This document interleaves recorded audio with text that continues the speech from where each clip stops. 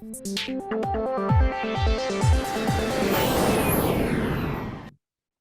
and welcome. My name is Joe O'Mara. I'm the head of aviation finance with KPMG. And on behalf of KPMG and Airline Economics, I'm delighted to be joined by Gary Fitzgerald. Gary is the CEO at Stratos. He is joining us for the purpose of our Aviation Leaders Report. And I should say we're recording this on the 12th of December. Gary, thanks so much for joining us. Before we get into the meat of the conversation, would you mind telling our watchers a little bit about Stratos? Yeah, sure. Thanks for having me on today, Joe. Appreciate it. So our company Stratos, we are an aircraft asset management firm. We're probably number 10 in the world. We manage a fleet of just under 60 aircraft. We've been around just over 9 years. We set up originally as a remarketing specialist and grew into sourcing and asset management over those years. We are not to be confused with a lessor. We don't use our balance sheet for investing in aircraft, but we operate on behalf of multiple investors, such as sort of smaller sort of family offices, private equity entities, and other arrangers and institutional investors who want to have exposure to metal and need the services of an expert in leasing to help them do so. So we've probably got just under 10 separate investor groups that we work with actively at the moment. We're also pretty involved in helping and consulting for airline clients. So it's not only investor focus, we also assist airlines with remarketing, sourcing and funding. So since we set up 9 years ago, we've grown to a team of just under 30 people. We have raised over $3 billion of funding for different aircraft, either commercial or securitized debt, capital markets debt. And we have remarketed and sourced just over 100 aircraft in that time. So that's our profile. Great. No, thanks for that, Gary. And in looking then maybe on airline performance, so the ones that you've worked with, or on the customer side for the investments you've been setting up and managing, how have you seen that evolve over the course of 2022, and in particular kind of the geographies and the differences you've seen in which you operate? Yeah, so I mean, airlines have done surprisingly well considering where most of the world seems to be looking, which is in recession or not expansion mode in any case. Airlines seem to be across the board, with the exception of China, of course, benefiting from a strong tailwind that we've seen through COVID, where people were limited from traveling. And we see substantial strength in yields, substantially more than 2019 yields across the board. So airlines are surprisingly having a great time right at the moment. Next year, time will tell how things work. We typically see going into recession, business travel is a little bit more limited or constrained, but will we be carried by that tailwind on the kind of friends and family and the sort of personal traveler? Probably. It seems to look very strong going into 2023, despite the potential for recession in many parts of the world.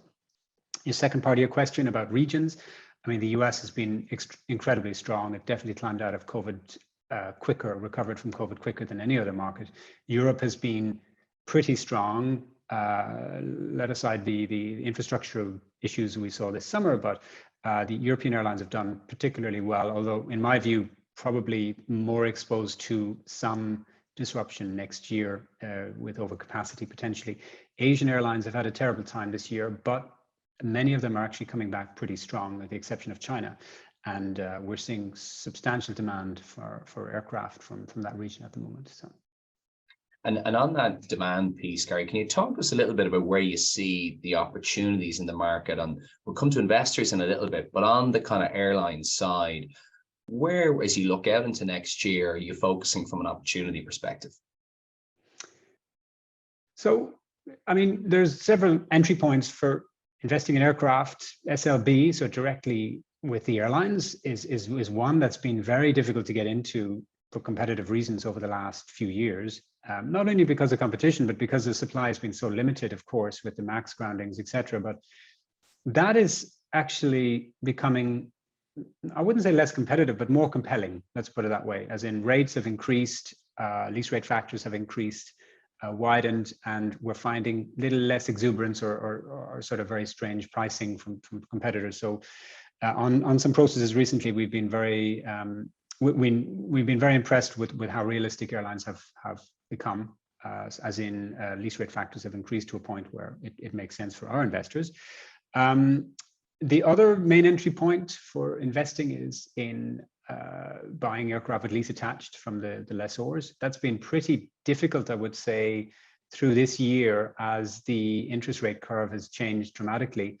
But we're starting to see now a number of lessors open the book substantially, and I believe 2023 is going to be a year of big trading across the different lessors for various reasons. But of course, there's an interest rate headwind. This is surprising to many today, but in fact, the only thing surprising to us is the speed at which interest rates have widened. We have dealt with high interest rates, and when I say high, I mean, you know, the base rate is sort of 4 or thereabouts for many years over the last few cycles. So it's I think what's peculiar really is we've managed to live in such a low interest rate environment for so long, and then had such a rapid tightening. But in reality, airlines can sustain substantially higher interest rates across the board. It's just the kind of shock of doing so quickly has been a bit of a surprise. But to answer your question, I mean, I think we see opportunities in all of those areas, SLB and buying aircraft with lease, and even naked aircraft. There's substantial value out there, and we've done a lot in that area. So. And on some of the challenges there, you obviously spoke to interest rate environment, and we might come on to a second how that's impacting in the lease rate factor environment. But the general macroeconomic piece, Gary, where you've had interest rates, you've had oil, volatility, it's getting a bit more under control. We've seen huge inflation, just most economies. And we've seen airlines that aren't US dollar denominated challenged, right, with the FX movements. And then we've the geopolitical piece and the Russian invasion and what that's led into. Can you talk to us over the challenges that the uncertainty in the macro environment is causing in aviation finance? Yeah, again, you always have to keep your eye on fuel and, you know, recession. Recession drives or kills demand. Interest rates, there's a reason they're high, and the reason is because they're tracking inflation, and in theory, inflation is tracking where people's wages are rising to. So I think for us, our main alarm bells are on fuel and recession fears. Neither of those have been too severe on airlines yet. We haven't seen a substantial drop in demand due to recession, and we haven't seen any spike in fuel just yet. But of course, both of them could get a lot worse as time goes on. But so far, it's been pretty okay, and it's very difficult to predict. Both of them have the Federal Reserve and other central banks tightened. Widened fast enough to kill off inflation. We don't know yet. It looks positive, but who knows? And fuel, I mean, we all know it's volatile, and we all know that one major event can change that in a day. But so far, things look, with demand potentially slowing going into recession, it looks like fuel might be more reasonable going into next year. FX has stabilized a lot in the last 3 months. It went through quite a roller coaster, especially euro and obviously, you know, relating to the dollar. Japanese yen, we're very sensitive to ourselves with a lot of our investors in Japan. But that seems to have come back in, not quite where it was sort of historically in the last 5 years or so, but not far off. So I think there's a lot of pressure taken off on the FX side. I think, yeah, that's where we are today. And you chatted a little bit at the start around interest rates. Can you talk to us about how that's feeding into the lease rate factor environment? There's obviously a logical piece that we should see lease rate factors increase. There's always been a lag, right? Interest rates go up and lease rate factors follow thereafter at a point in time. How are you seeing lease rate factors evolve? We've definitely seen a lift in lease rate factors on new SLB programs. There's a number of airlines that have been very clever in locking in low rates for deliveries into next year. We've not been involved in any of those, but you know, typically an investor would have hedged in any sensible investor would have hedged for those occurrences. But yeah, we're definitely seeing increase in lease rate factors as in line, perfectly in line with where funding prices are going. So we're not seeing, oh, there's 2 or 3 crazy lessors that, well, they may not be crazy, but they may be competing on a process and they may have access to substantially cheaper funds. That was one fear that we had for a while, but actually that's not the case. No one seems to have access to much cheaper funding at all. So everybody's in the same boat. Lease rate factors, airlines can only, defy gravity for so long. And they've been very low. They've had fantastically low lease rate factors for many years. So. And maybe on the debt side, Gary, can you talk to us on your view on the aviation debt market? And maybe we'll break that down into different components, maybe starting on the capital market side. So, as an asset manager, one of the channels that's been very important to that cohort has been the ABS market. It's one you've been involved in the past. Can you talk to us a little bit on your perspective on that market, where it currently sits and how you see it going next year? Yeah, it's an interesting one. I mean, capital markets across the board, and not even aviation, only aviation related, of course, are in a substantial reversal or retreat, or well, even stop. Let's just say they're closed today, almost totally, not 100%. There are some private deals that are happening, but not so public. We issued 2 ABSs in the last 3 years. Both of which have performed extremely well. I think our second ABS, which was Solar 2021-1, we issued our A notes at the tightest ever margin ever at that point. I think it was 150 spread at the time. You wouldn't get anything near that today for sure. But I guess I'm personally hopeful that next year, probably late Q1, Q2, as a function of how the rest of the market goes, we're going to start seeing some newly restructured aviation ABS is issued in the market. And when I say newly restructured, there will be every cycle, and we're coming out of the most recent cycle. I think the market learns what is good and bad about our securitization products, and I think the investment bankers have been particularly busy, creating new structures that make it more palatable to the note holders, in particular around amortization and repayment events. So. Yeah, and I think that's the hope. You can build in some of that attractiveness. You'd say very sentiment-driven market. No one would have thought in 21 when it came back, it would come back so strongly. So fingers crossed for next year.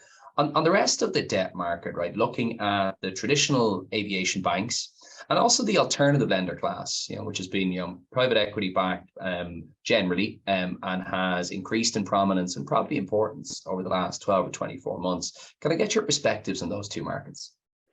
Yeah, sure. Now, just to put it into context, I mean, ABS, even in its heyday, it's tiny. Well, it's not tiny, but it's not a very big portion of overall debt funding that's in the market. I know it gives a lot of headlines, but it's a very efficient way to fund aircraft new and used. But the commercial banks have always held an enormous portion of actual new aircraft funding lessors behind their new deliveries, et cetera, et cetera. So probably 80%, 70 to 80% of all funding traditionally has gone through the sort of commercial lenders. They have obviously taken some losses during COVID as some aircraft were restructured, but by and large, they've come back pretty strong on the market. We're seeing relatively decent competition, healthy competition, especially for the new tech aircraft, new deliveries.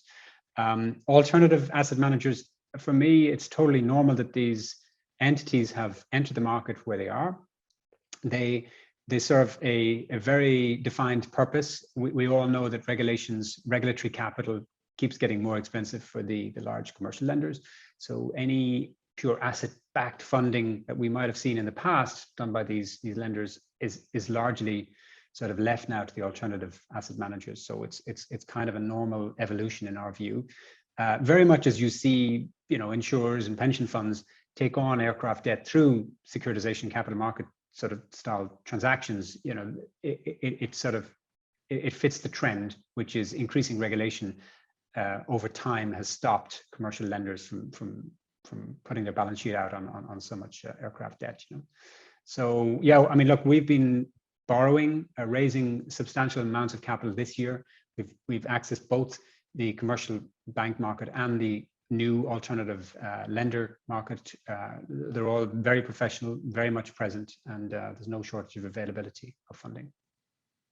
And on the investor side, Gary, as you mentioned, you guys would have a significant presence in Japan.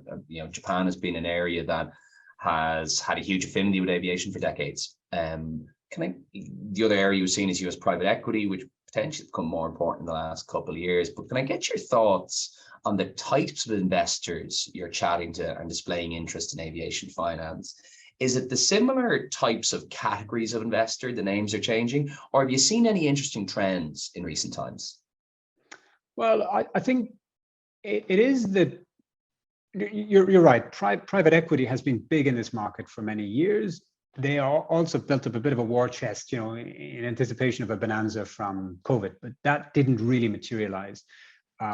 Lessors basically didn't need to trade, and airlines didn't actually default as they were expected because of government support. But they're still there, but a lot of the capital which was raised has basically expired in those 2 years. But we do see more and different names on the PE side that are involved. We also see, as you said, the Japanese investor, but don't forget that's a market that's quite limited to better credit, better asset sort of deals. A little bit more conservative, not wholly, but mostly tax focused. So you don't want an interruption in any of those tax leases. But to answer your question, we are seeing new types of investor in our market. We're seeing, for instance, insurers, pension funds have more focus and dedication in this space on a pure equity investment. They obviously like rated instruments, but in some cases they're happy and need to take extra risk on the equity side. So we're seeing more and more of that. And it probably speaks a little bit, and I'd be interested in your thoughts on just the attractiveness and aviation as an asset class. We had seen a huge maturing in the aviation finance space really over the last decade and a half.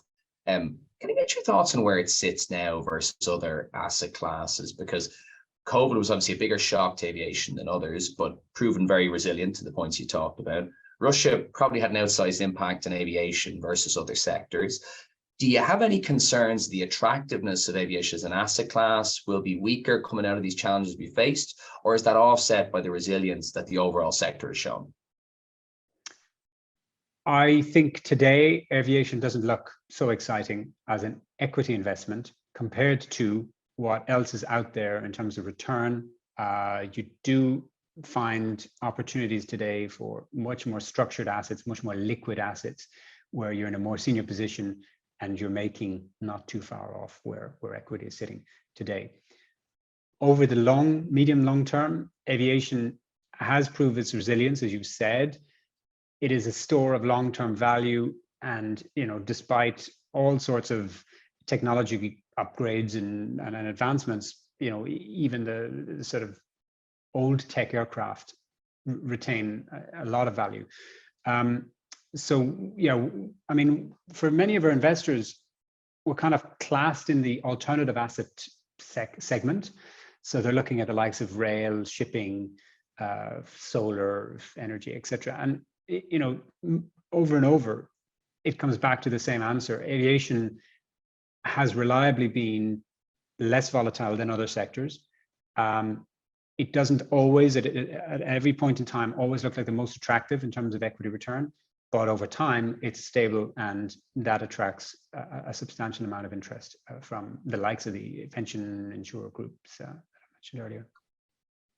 And maybe looking on the leasing market, maybe at a macro level, Gary, what we've seen over the course of the pandemic is probably a deepening of relationships between lessors and airlines, as lessors were hugely important to the survival of a lot of those airlines.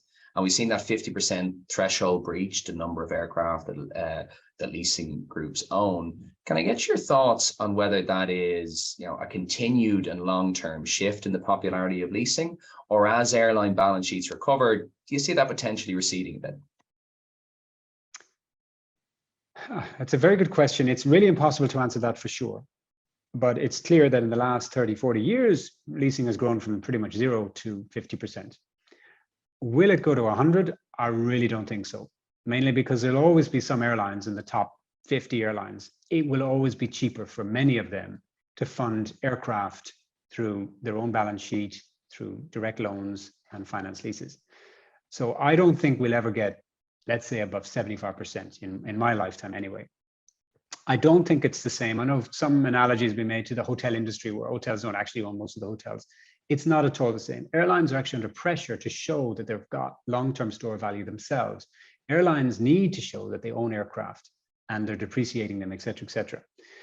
In the context, aircraft leasing has become more efficient than from a funding source than many of the airlines, and that makes sense because there's a sort of a spread of risk across different lessees, which lessors can therefore raise cheaper funding. It is a competition on capital, but we're still seeing some of the largest airlines able to access cheaper funding than even the most even the strongest lessors, frankly. So I know it's a bit of a flaky answer, but my feeling is we might start heading towards a 60% share, but I can't really see it get a crazy amount higher, and I'm very happy to be proven wrong over time. No, I wouldn't say not an uncommon view. I would say, Gary, to be honest with you, I think when you chat to people, there is that logical piece where people, as you say, still want to own some of their assets, have that flexibility, are happy to take the residual risk. Can I ask you your thoughts? I'm particularly interested in this as an asset manager on just the importance of scale and whether or not scale is becoming even more important, right? So some of the themes when we've been chatting to maybe the large balance sheet lessors for the purposes of the report is, I think scale is more important. We think now you need to run whether it is a $5, $8, $10 billion platform. But then you have a huge asset manager class, as you've talked about. Just your perspectives on the importance of scale from an asset manager perspective. It's a good one. I would say, I wouldn't say easy or lazy way to think about it, but it's a fairly obvious sort of storyline. Hey, scale is good in our industry. The bigger we are, the more reach we have, the more able we are to move aircraft, without too many problems. But there is a cost to that, and that is lack of or a drop in focus on the actual investors. Now, our perspective is quite different from a leasing company. Lessors, of course, have their own balance sheets and their own investors to manage, and their job is to maximize the return for those investors. But when you're working for multiple individual investors on sort of standalone, so some might own one, some might own 15 aircraft in our portfolio, we have noticed, and it's absolutely clear to us, that COVID has proven that the bigger the lessor, the worse the service is for the smaller investors. That's absolutely clear for us. They have not been able to manage simultaneous bankruptcies in the airlines, simultaneous repossessions, and communicate effectively with all the different investors that they need to. They have not been able to redeploy aircraft efficiently elsewhere. I know that a lot of aircraft have been taken off the ground and flying around, but the quality of the leases we've seen is, in many cases, incredibly poor. Driven by, let's be honest, some of the biggest guys don't have the choice. It's a bit of a chop shop, and they're like, let's just get these aircraft flying at any cost. So we're definitely seeing the fallout from that. Many investors that we know, especially Asian investors in some of the US, are incredibly upset with the bigger guys having, I wouldn't say mismanaged, but I would say not had the focus on their aircraft. It's only normal because of the scale that we're talking here.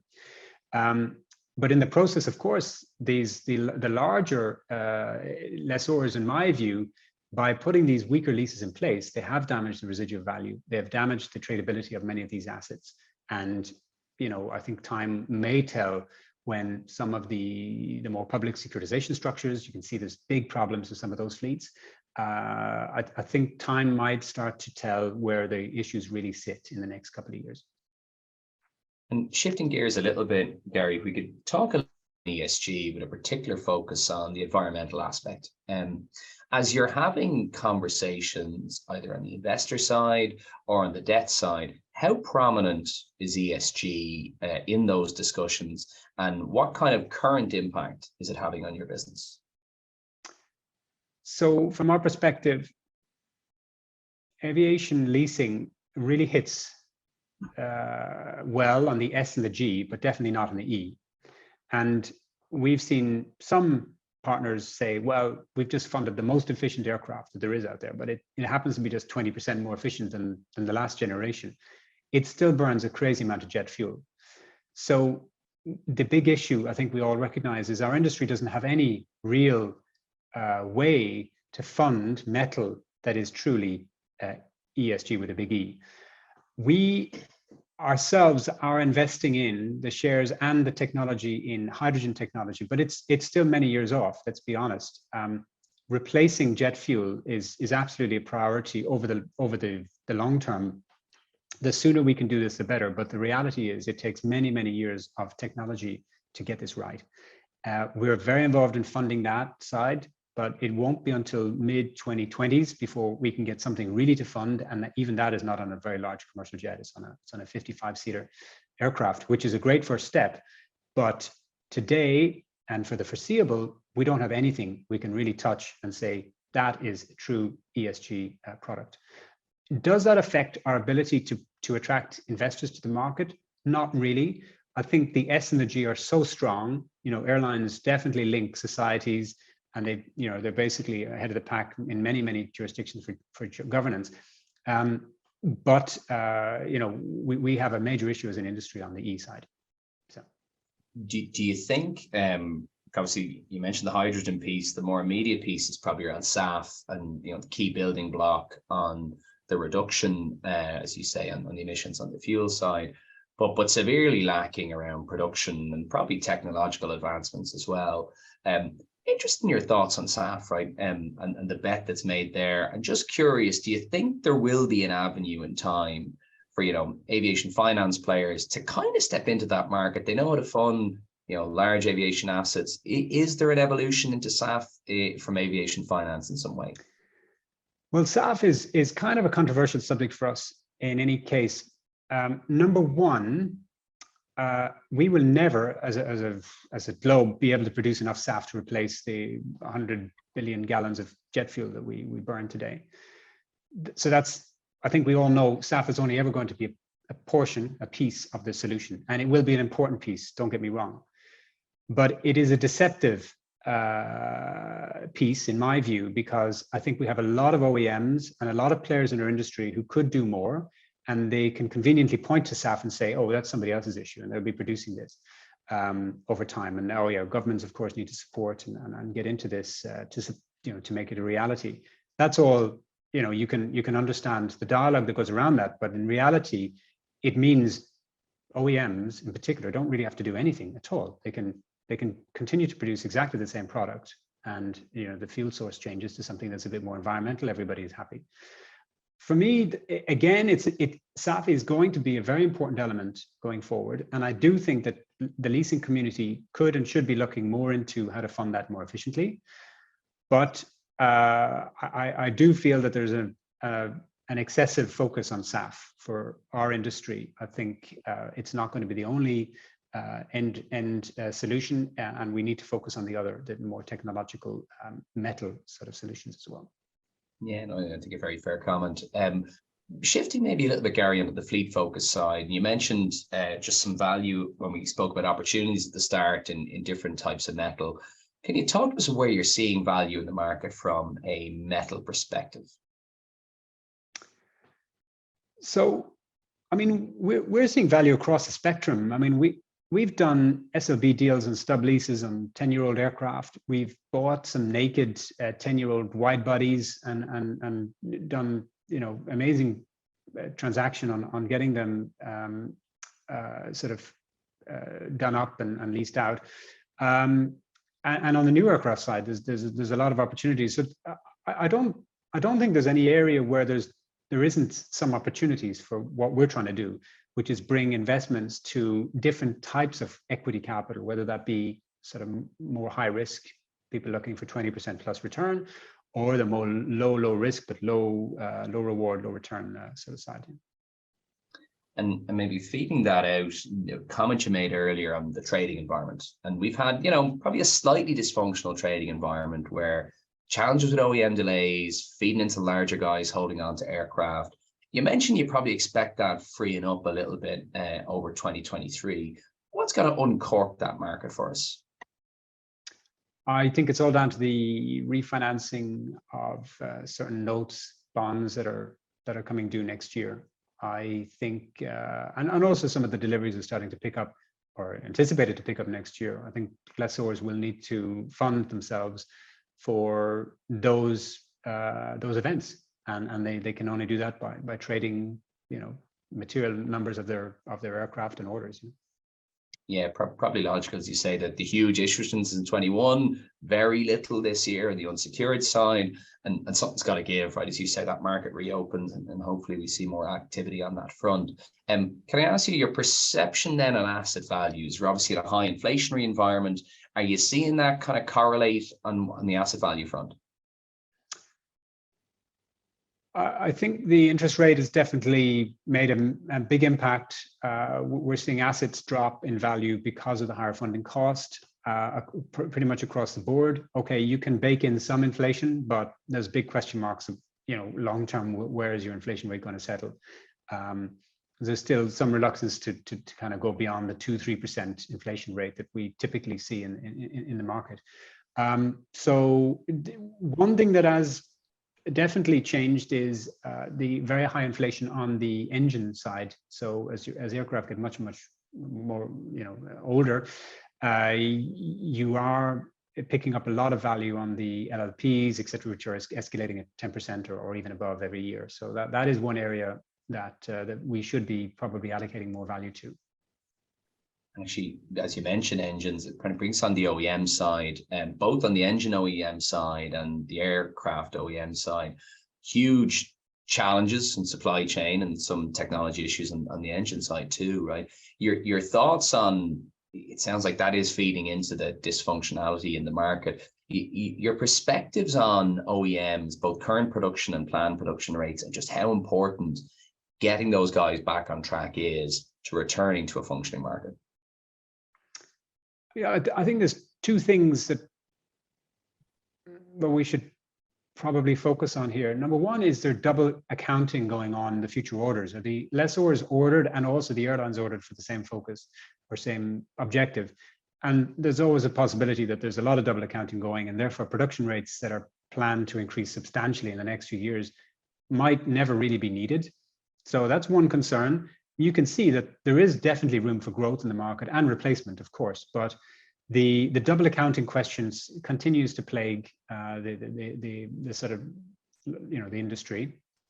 I think the other point is just access to raw materials, and this was an issue long before COVID. In fact, when there was a certain amount of production increase demanded of especially the engine manufacturers. I mean, they're running around going, where can we source all this new ceramic material and all this high tech materials that, frankly, there just isn't 10 sources of this. You can just dig it out of the ground. It's very, very complex.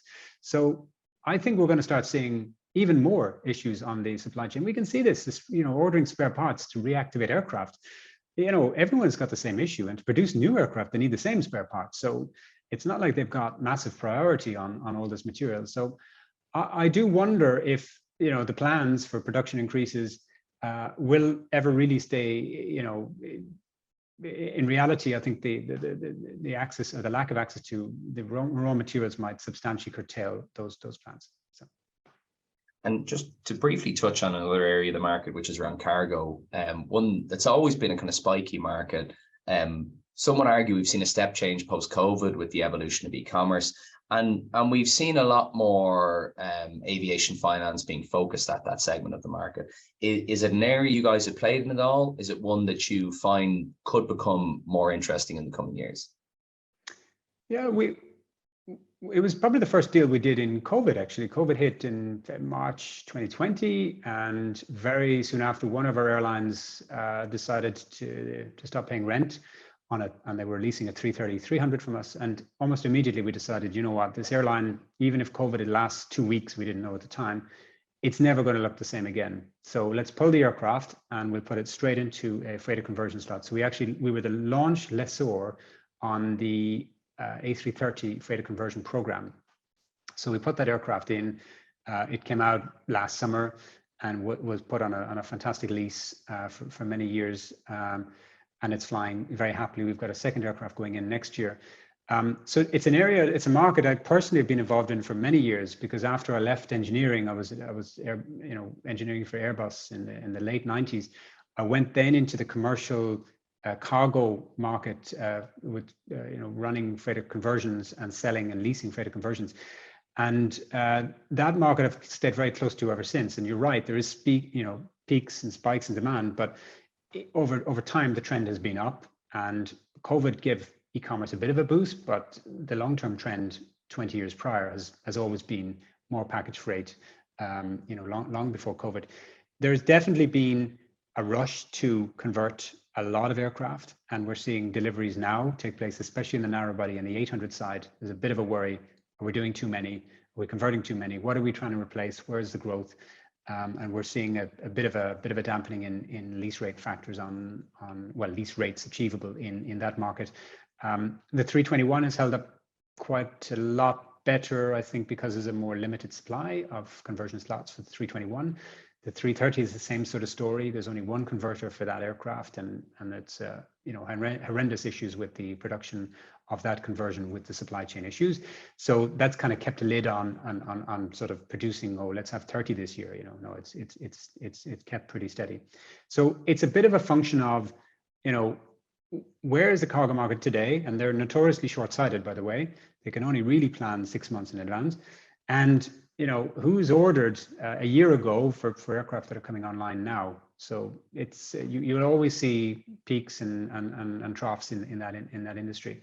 And the only other thing, and I know I'm going on a bit here, but the only thing to add is the Russian crisis had a huge impact on the very large cargo fleet, because there was a lot of 777s, 74s operating in that market, which were basically deleted from the space. So you saw a substantial hit in wide body dedicated cargo capacity this year, which has had a knock-on impact, and the demand is boosted, of course, for dedicated cargo. And it was only partially alleviated by the fact that passenger aircraft bellies are being filled again. So. Yeah, no, it's really interesting perspectives, right? Because I think, look, a market where we've had some differing views, I'd say, over the course of discussing for the purpose of the report. So it's great to get those perspectives. Gary, we talked a lot around kind of opportunities in the market. We've talked a lot of the challenges that are there. Just in closing, as you look out into 2023, what are your optimism levels like? I think from our perspective as an asset manager, we are incredibly optimistic. We see a lot of trade levels increasing across the board. We see growing investor demand across the board. And by the way, I'm more of a pessimistic person, generally speaking, but going into next year, despite all the talks of recession and despite, the uncertainty with fuel and airline fortunes, but I'm remarkably positive about where we see ourselves in our market going into next year. So. Well, Gary, on that hopeful and optimistic note, I'd like to thank you on behalf of KPMG and Airline Economics for your insights, and wish you and Stratos a very successful 2023. Thanks so much, Joe. Thank you.